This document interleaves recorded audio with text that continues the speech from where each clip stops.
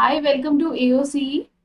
आज का जो टॉपिक है वो मौर्य युग है। लास्ट वीडियो में हमने डिस्कस किया था कि मगध शासन में हर्यंक वंश, नंद वंश और शिशुनाग वंश, ये तीनों वंशों में अंतिम शासन जो नंद वंश के थे, घनानंद, उनको परास्त करके चंद्रगुप्त मौर्य ने शासन अपना बना लिया था और मौर्य युग की स्थापना कर दी थी। अब फर्दर देखते हैं कि मौर्य युग में कौन कौन से राजा आए, कौन कौन सा एरिया उसमें इन्वॉल्व था। तो स्टार्ट करते हैं वीडियो को। देखो, मैं कोशिश करती हूँ कि जितनी भी लोकेशन, जितनी भी जगहें आती है वो मैं आपको मैप के थ्रू दिखा दूँ, बट स्टिल अगर कुछ रह जाती है तो वो आपका होमवर्क रहेगा कि आप उनको फाइंड आउट करो मैप के ऊपर कि वो पहले कहाँ थी और वो अभी कहाँ है, जिससे आपको फैक्ट्स और जल्दी याद होंगे और रिलेट करने में भी प्रॉब्लम नहीं आएगी, क्योंकि जो आगे अब हिस्ट्री चलती रहेगी वो इन्हीं जगहों पर बेस्ड रहेगी। राजा आएंगे, चेंज होंगे, युद्ध होंगे। ठीक है, तो जगहों को देख लेना मैप के ऊपर कि ये जगहें हैं कहाँ पर। ठीक है, तो पहला हम बात करते हैं मौर्य युग में चंद्रगुप्त मौर्य की, जिन्होंने मौर्य राजवंश की स्थापना की थी। ठीक है, चंद्रगुप्त मौर्य ने कौटिल्य या चाणक्य, इनका दूसरा एक और नाम भी है विष्णुगुप्त,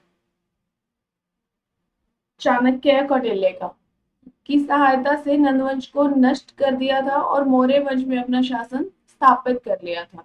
तो ये साम्राज्य पूर्व में मगध, आज जो बिहार है, मगध यहाँ पर था ना, और बंगाल से शुरू हुआ, फिर उत्तरी पश्चिमी भारत में फैला। तो आप देख रहे हो ना, ये पूरा का पूरा एरिया ना मौर्य साम्राज्य का है, जिसमें आज का भारत, पाकिस्तान, अफगानिस्तान, नेपाल, बांग्लादेश, म्यांमार, ये सब इंक्लूडेड है। ठीक है, मौर्य राजवंश ने 137 वर्ष भारत में राज किया। 322 ईस्वी पूर्व घनानंद को युद्ध में हराकर मौर्य वंश स्थापित हुआ। ठीक है, उसके बाद आता है चंद्रगुप्त मौर्य, जिनका शासनकाल 322 ईस्वी से 298 ईस्वी तक का था। ब्राह्मण परंपरा के अनुसार चंद्रगुप्त की माता शूद्र जाति की मुर्रा नामक स्त्री थी, जो नंदों के रनवास में रहती थी। ठीक है, अब सबने अलग अलग अपनी अपनी डेफिनेशन दी हैं कि उन्होंने बोला कि वो शूद्र जाति की थी। अब बौद्ध परंपरा के अनुसार नेपाल की तराई से लगे गोरखपुर में मौर्य नामक क्षत्रिय कुल थे, तो हो सकता है कि चंद्रगुप्त मौर्य भी यहीं से थे, तो अब इन्होंने क्षत्रिय कुल बोला है इनको। तो सबसे पहले सर विलियम जोन्स ने सेंड्रो कॉर्टस की पहचान चंद्रगुप्त से की थी, तो ये इंपॉर्टेंट रहेगा, ये नाम याद रखना है। उसके बाद आता है कि स्ट्रेबो के अनुसार चंद्रगुप्त मौर्य का उपनाम पहली प्रथम या पाटलिपुत्रक था। मुद्रा राक्षस नाटक की रचना विशाख दत्त ने 9वीं सदी में की थी। तो ये सारे इंपॉर्टेंट फैक्ट्स हैं जो जो मैंने आपको इसमें कवर कर दिए हैं, जो इंपॉर्टेंट है एग्जाम पॉइंट ऑफ व्यू से। चंद्रगुप्त मौर्य ने सेल्यूकस के साथ संधि करके उसे 500 हाथी देकर पूर्वी अफगानिस्तान, बलूचिस्तान और सिंधु के पश्चिम क्षेत्र पर अधिकार कर लिया था। सेल्यूकस की पुत्री हेलेना से विवाह किया था। तो ये पूरा का पूरा उल्लेख मिलता है एपियानस में। ठीक है, उसके बाद आता है मेगास्थनीज की पुस्तक जो इंडिका थी, और चाणक्य की पुस्तक अर्थशास्त्र में हमें मौर्यों के प्रशासन तंत्र की झलक देखने को मिलती है। तो किस किस बुक में? इंडिका में और अर्थशास्त्र में। इन दोनों को लिखा किसने? इंडिका को लिखा मेगास्थनीज ने, और अर्थशास्त्र को लिखा चाणक्य, कौटिल्य या विष्णुगुप्त, आप कोई भी नाम ले सकते हो। ठीक है, मृत्यु भद्रबाहु, भद्रबाहु थे जो जैन धर्म से थे और चंद्रगुप्त के गुरु बने। उनके साथ श्रवणबेलगोला नामक स्थान पर जैन भिक्षुओं के समान वो जीवित व्यतीत करने लगे अपने जीवन के अंतिम चरणों में। ठीक है, 24 वर्ष शासन के बाद 298 ईसा पूर्व श्रवणबेलगोला कर्नाटक में है, जो सच्चे भिक्षु के समान उपवास करते हुए उन्होंने अपना जीवन त्याग दिया। तो चंद्रगुप्त मौर्य का जो अंतिम जीवन था वो एक भिक्षु के समान था, जैन भिक्षु के समान। ठीक है, इनकी सामाजिक व्यवस्था कैसी थी इनके शासन काल में? तो सबसे छोटी इकाई को गांव बोलते थे, जो आज भी है। हम आज भी सबसे छोटे गांव से ही शुरू होता है, उसके बाद जिला आ जाता है, उसके बाद फिर हमारा स्टेट आ जाता है, राज्य आ जाता है। तो ऐसी सबसे छोटी इकाई गांव थी, जिसका प्रशासन ग्रामीण द्वारा किया जाता था। गोप नामक अधिकारी ग्रामीणों के कार्यों पर नियंत्रण रखते थे। ठीक है। 10 गांव के ग्रुप को गोप बोला जाता था। 100 गांव मिलकर संग्रहण, 200 मिलकर थर्वाटिक, 400 द्रोणमुख, 800 स्थानीय। इसके अलावा राजा के जो उच्च अधिकारी होते थे, जैसे सेना नायक हो गए, ये सब, इनको अमात्य या तीर्थ बोलते थे, और ये इनकी कुल संख्या 18 थी उस वक्त। ठीक है। फिर आता है चंद्रगुप्त मौर्य, एक पहला ऐसा शासक था जो भारत के एकीकरण के समय पर था। पूरे भारत का शासन एक ही व्यक्ति के हाथ में था, सेंट्रलाइज्ड था। तो ये क्वेश्चन भी इंपॉर्टेंट है। इसके बाद आता है बिंदुसार, चंद्रगुप्त मौर्य का जो पुत्र था वो बिंदुसार था। इसका कार्यकाल 298 ईस्वी पूर्व से 273 ईस्वी पूर्व का था। ठीक है। इनके नाम देख लेते हैं। अमित्रकेटस या अमित्रघात, जिसको शत्रुओं का नाश करने वाला टाइटल इनको दिया गया था। इतिहास में इन्हें महान पिता का पुत्र और महान पुत्र का पिता कहा गया है। क्यों? क्योंकि चंद्रगुप्त मौर्य जो इतने बड़े शासन थे, उनके ये बेटे थे, और जो सम्राट अशोक, उनके ये पिता थे। तो ये टाइटल भी इनका ही है। मृत्यु उनकी 273 ईस्वी पूर्व हुई। जैन ग्रंथों में सिंहसेन के नाम से भी बिंदुसार को पुकारा गया है। ठीक है। तो ये इंपॉर्टेंट पॉइंट्स है सिर्फ बिंदुसार के बारे में। नेक्स्ट आते हैं अशोक। अशोक का जो समय था वो 273 ईस्वी पूर्व से 232 ईस्वी पूर्व था, लेकिन इनका राज्य अभिषेक 269 बीसी में हुआ था। क्यों? ये 4 साल का जो बीच में गैप था, उसमें किसी बुक में लिखा हुआ है कि वो ग्रह युद्ध के दौरान वहीं थे, तो इसीलिए राज्याभिषेक लेट हुआ था। एक बुक में लिखा हुआ है कि इन्होंने अपने 99 भाइयों की हत्या करके सिंहासन प्राप्त किया था, तो इसीलिए इनका राज्याभिषेक 4 साल के बाद हुआ था।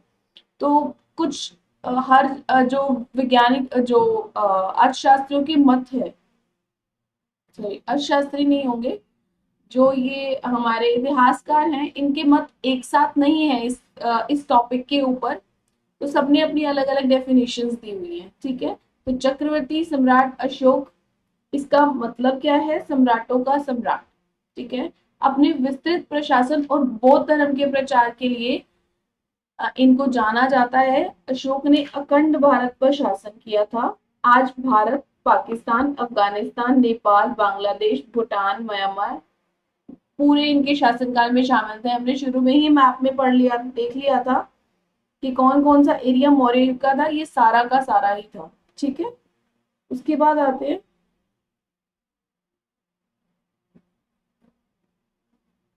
इतिहास में इनका नाम परोपकारी सम्राट के रूप में दर्ज किया गया है। अशोक शासित देशों में शिलाओं पर संदेश खुदवाने वाला प्रथम भारतीय शासक था।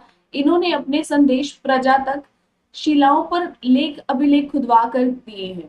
तो ये प्रथम ऐसे राजा थे। अशोक ने शासन 273 ईस्वी पूर्व सिंहासन प्राप्त कर लिया था, लेकिन राज्याभिषेक 269 बीसी में हुआ। इससे पहले अवंती के राज्यपाल के रूप में वो काम कर रहे थे। ये भी इंपॉर्टेंट है कि आ सकता है एग्जाम में कि राज्याभिषेक से पहले अशोक क्या काम कर रहे थे, तो वो ये इस राज्य को संभाल रहे थे। तो अब इन्होंने अपने जीवन में एक ही कलिंग का युद्ध था जो लड़ा था, तो ये युद्ध 261 बीसी में लड़ा था। कलिंग जो अभी उड़ीसा है। ठीक है। इस युद्ध में 1 लाख लोग मारे गए, 1.5 लाख लोगों को बंदी बना लिया गया। तो यहाँ जितना भी जनसंहार हुआ, जितनी भी हिंसक घटनाएं हुई, उनको देखकर उनका हृदय परिवर्तन हो गया। और कलिंग और उसके परिणामों के विषय में अशोक के 13वें अभिलेख से पता चलता है। ये भी इम्पोर्टेंट है। ठीक है। उसने दूसरे या राज्यों पर भौतिक विजय पाने के लिए भौतिक विजय पाने की नीति सांस्कृतिक विजय पाने की नीति से अपनाई। ठीक है। उन्होंने खुद को चेंज कर लिया। अब वो क्या करते थे? बहरी घोष के बदले धम घोष अपनाना शुरू कर दिया। मतलब वो लड़ाई हिंसक काम नहीं करेंगे, वो धर्म प्रचार करके लोगों तक अपने संदेश पहुंचाएंगे। अहिंसा का सहारा उन्होंने लिया फिर इसके बाद। ठीक है। श्रीलंका और मध्य एशिया में बौद्ध धर्म के प्रचार के लिए उन्होंने अपने धर्म प्रचारक भेजे, और अपने उपगुप्त जो उनके गुरु कहे जाते हैं, उनसे उन्होंने दीक्षा ली। ठीक है। कलिंग युद्ध में विजय प्राप्त करने के बाद कलिंग को अपने साम्राज्य में मिला लिया। ठीक है, कलिंग के बाद उनका हृदय परिवर्तन हुआ, लेकिन वो युद्ध जीते भी थे। हम्म? उसके बाद आता है अशोक ने बौद्धों का तीसरा सम्मेलन आयोजित किया। इतिहास में अशोक का नाम शांति, अनाक्रमण और सांस्कृतिक विजय की नीति को पाने के लिए माना जाता है। प्रांतीय और स्थानीय शासक, अब क्या था, ये पूरा का पूरा राज्य 5 प्रांतों में बटा हुआ था। कौन कौन से थे? उत्तरापथ, अवंती, कलिंग, कलिंग को भी मिलाया है, दक्षिणापथ और प्राची, जिसको मध्य देश भी बोला जाता है। अब इनकी पांचों की अलग अलग राजधानियां भी थी, तो ये याद करना, ये राजधानियां और ये पांचों प्रांत बहुत इंपॉर्टेंट है। उत्तरावत की राजधानी थी दक्षिला, अवंती की उज्जैनी, अवंती दो में ही बटा हुआ था, पहले हमने पढ़ा भी था, अवंती उज्जैनी और महिष्मती में, तो इनकी राजधानी बनी उज्जैनी। कलिंग तोसली, दक्षिणापथ सुवर्णगिरी और प्राची हो गया पाटलिपुत्र, वर्तमान पटना। ठीक है, प्रांतों का शासन प्रांतीय प्रशासक, जिन्हें अशोक के अभिलेख में कुमार या आर्यपुत्र कहा गया है, इनके हाथ में होता था। अब देखते हैं मुद्रा प्रणाली वहां पर क्या थी। मुद्राएं पूरी की पूरी ये वाली थी सारी, सिक्के, पर्ण, स्वर्ण, काशापर्ण, माशन, काकनी और अर्धकाकनी। ठीक है, जिनमें चांदी के सिक्के पर्ण, अर्धदर्पण और अष्टभाग थे। तांबे के सिक्के माशक, अर्धमाशक, काकनी और अर्धकाकनी। ठीक है, लेकिन प्रचलित मुद्रा थी पर्ण। अब सारी मुद्राएं देकर आपसे ना क्वेश्चन में ये पूछ लेगा कि मौर्य काल में प्रचलित मुद्रा कौन सी थी, या अशोक के समय में प्रचलित मुद्रा कौन सी थी। तो ये सारी ऑप्शंस में हो सकती है, लेकिन हमें पढ़ चाहिए क्योंकि प्रचलित यही। ठीक है, उसके बाद आता है अशोक के अभिलेख। अशोक का वास्तविक नाम इन 4 अभिलेखों में मिलता है, बाकियों में उन्हें देवन प्रिय के नाम से जाना जाता है, देवों का प्यारा। ठीक है, उसके बाद है जो मौर्य साम्राज्य के अंतिम शासक थे, वो बृहद्रथ थे। इनकी हत्या की थी पुष्यमित्र शुंग ने, जो कि उन्हीं के ही सेनापति थे, और उनकी हत्या के बाद शुंग वंश शुरू हो जाता है, मौर्य वंश खत्म हो जाता है। ठीक है, तो मौर्य वंश के लिए आज ये कंप्लीट हो गया है, और नेक्स्ट शुंग वंश और इसके कण्व वंश के बारे में हम डिस्कस कर लेंगे। तब तक के लिए आप इसके नोट्स बना लो, नेक्स्ट वीडियो भी जल्दी अपलोड हो जाएगी।